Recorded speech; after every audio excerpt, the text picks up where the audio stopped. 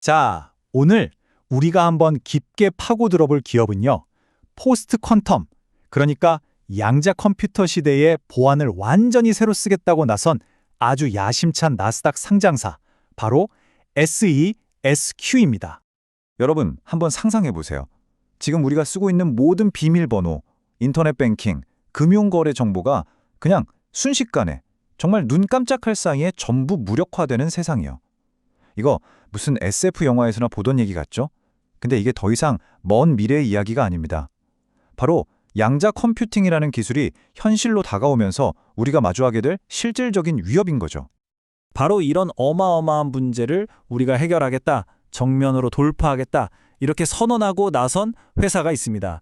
오늘 우리가 함께 분석해볼 SEASQ, 나스닥 티커는 LASES입니다. 그럼 도대체 이 SEASQ라는 회사는 뭘 믿고 이런 거대한 도전을 하는 걸까요? 이 회사가 가진 기술력과 핵심 사업이 뭔지 지금부터 하나씩 뜯어보겠습니다. 자, SEASQ는 2022년에 설립됐어요. 정말 따끈따끈한 신생회사죠. 그런데 이 회사의 배경을 보면 이야기가 달라집니다. 와이즈키라는 이 분야에서 잔뼈가 굵은 회사의 자회사거든요. 그러니까 뭐랄까 든든한 백이 있는 거죠. 덕분에 설립되자마자 모 회사가 25년간 쌓아온 경험, 그리고 이미 전 세계 30개국에 깔아놓은 16억 개가 넘는 칩 네트워크를 그대로 물려받고 시작할 수 있었습니다.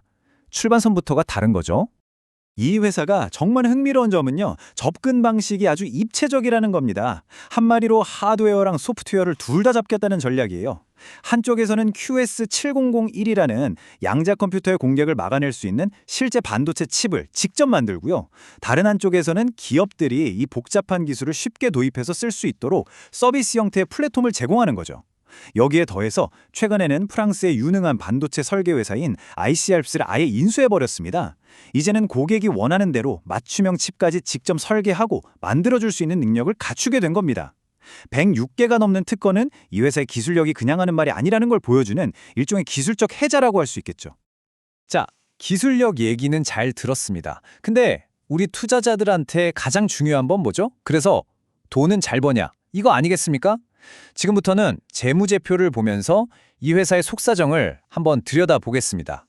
딱 한마디로 미래를 위한 투자가 만들어낸 성장통을 겪고 있는 모습입니다. 표를 한번 같이 보시죠.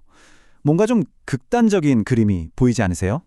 위쪽의 매출을 보면 2025년에는 굉장히 큰 폭으로 성장할 걸로 예상이 됩니다. 아주 긍정적이죠.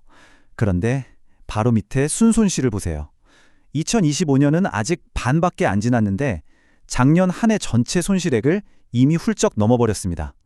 바로 이게 지금 이 회사가 겪고 있는 성장통의 실체입니다. 이 45%에서 최대 82%에 달하는 폭발적인 매출 성장 전망은 어디서 나오는 걸까요? 일단 기존 사업이 잘 되고 있고 또 새로 투자한 부분들이 성과를 내기 시작할 거라는 기대감이 있고요. 근데 더 중요한 건 따로 있습니다. 지금 고객들이 기존의 낡은 반도체 주문은 미루면서 어차피 CL스퀘어에서 양자내성 칩 나온다는데 좀 기다렸다가 그걸로 사자 이러고 있다는 거예요. 그러니까 마치 댐에 물이 가득 차듯이 억눌렸던 수요가 신제품이 나오는 순간 터져나올 수 있다. 이런 기대감이 아주 강하게 깔려 있는 겁니다. 그리고 이 숫자는 그 성장의 대가가 얼마나 큰지를 아주 적나라하게 보여줍니다. 마이너스 154%. 와, 숫자를 잘못 본 거 아닌가 싶을 정도죠. 이건 간단합니다. 지금 버는 돈보다 훨씬 더 많은 돈을 미래기술, 즉 퀀텀 로드맵 개발에 쏟아붓고 있다는 뜻입니다.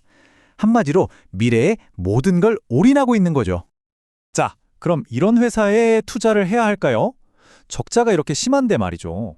그런데도 왜 월가의 투자자들은 이 회사가 10배 성장 잠재력, 즉 10배거가 될 수도 있다고 이야기하는 걸까요? 지금부터는 긍정적인 측면, 이 회사가 크게 성공할 거라고 보는 이유들을 한번 집중적으로 살펴보겠습니다. 이 회사의 강점을 몇 가지로 요약해 볼 수 있습니다. 첫째, 기술적으로 시장을 선도하고 있다는 점. 둘째, 필요한 기술을 가진 회사를 과감하게 인수해서 자기 것으로 만드는 전략적 움직임. 그리고 셋째, 빚이 거의 없는 아주 깨끗한 재무 상태입니다.